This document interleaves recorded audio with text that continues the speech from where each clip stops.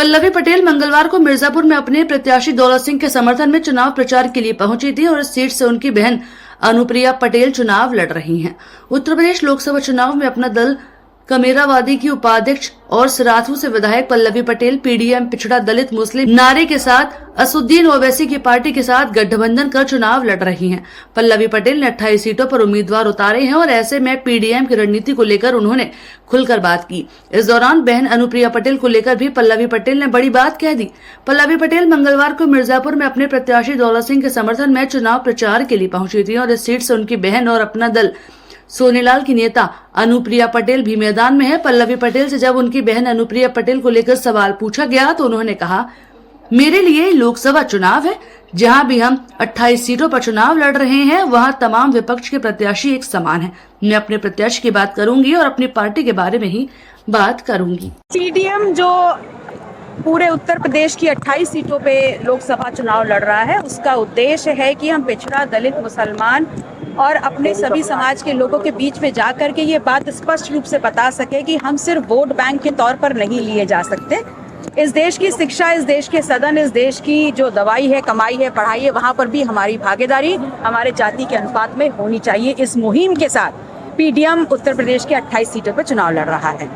क्या आपको लगता है, चूंकि ये आपके बहन का भी संसदीय क्षेत्र है, ऐसे में क्या सियासत घर की सियासत है या फिर आपकी पार्टी की सियासत है? देखिए, मुझे ऐसा लगता है कि ऐसे पूर्वांचल के ऐसे बहुत से क्षेत्र हैं जो डॉक्टर सोनेलाल पटेल जी की कर्म भूमि रहे हैं और उनकी हर उस कर्म भूमि पर जा करके अपना दल अपने दम्भ को और अपनी जो गर्व है उसको पुनः जीवित करके आगे बढ़ना चाहता है और इस लड़ाई में पूरी मुस्तैदी से हर समाज के लोग हमारे सहयोग में उतरे हुए हैं। अनुप्रिया पटेल भी कुछ नहीं बोल रही है, आपकी बहन है, यहाँ से सांसद है। मेरे लिए लोकसभा चुनाव जो है, जहां पर भी हम 28 सीटों पर लड़ रहे हैं, तमाम जो विपक्ष के प्रत्याशी हैं वो एक समान है। मैं अपने प्रत्याशियों की बात करूंगी, अपने मुहिम की बात। अखिलेश जी तमाम दावे कर रहे हैं, बीजेपी तमाम दावे कर रही है, इस बीच में आपकी पार्टी का क्या रोल होने वाला है? हमारा सिर्फ एक ही दावा है कि हम चाहते हैं कि वो समाज जो यहाँ पर पीड़ित है, पिछड़ा है, दलित है, मुसलमान है, उसकी भागीदारी सुनिश्चित हो, उसकी लड़ाई की लड़ाई। अगर आपके पार्टी के होते हैं तो आप किसके साथ जाएंगे? बीजेपी के साथ जाएंगे या इंडिया गठबंधन के साथ जाएंगे? किसके साथ अगर मौका मिलता है सरकार में जाने का? देखिए, भारतीय जनता पार्टी में तो कुव्वत ही नहीं है कि पल्लवी पटेल को खरीद ले। और रही बात इंडिया अलायंस, तो पीडीएम जो है और पल्लवी पटेल हमेशा मुद्दों की और जनहित की लड़ाई लड़ती है और अगर हम सांसद रह करके बाहर भी खड़ा होना पड़े तो हमें कोई गुरेज नहीं। आरक्षण को लेकर बड़ी चर्चा है और हर पार्टी अपनी। मैम, आरक्षण को लेकर आप क्या स्थिति है? क्या कि वो आरक्षण? देखिए, आरक्षण संविधान में निहित एक अधिकार दिया गया है, एक मौका है। इस देश में जो मुख्य धारा में अलग है समाज, उनको मुख्य धारा में लाने का एक प्रयास है, तो मैं इसको बहुत ही जायज मानती हूँ और मेरा ये मानना है कि 27% जो ओबीसी के लिए है और दलित और पिछड़ों के लिए है, वो जितना भी कोटा है उसको पूर्ण किया जाए, उसमें किसी प्रकार की कोताही ना बरती जाए।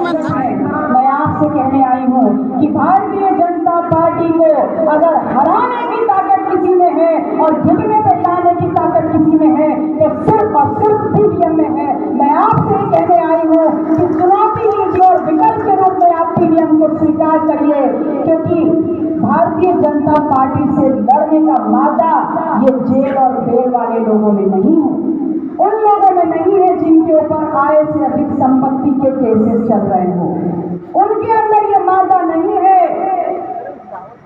जो लोग भ्रष्टाचार में आतंकवाद डूबे हुए, अगर भारतीय जनता पार्टी को कोई हरा सकता है, कोई घुटने टेकने पे मजबूर कर सकता है, तो वो सिर्फ और सिर्फ इस देश का आम आदमी है। और आम आदमी इसलिए है क्योंकि उसकी रगों में मेहनत और ईमान का खून बह रहा है। अगर वो सत्ता बना सकता है तो जब उसको लूटा जाएगा वो सत्ता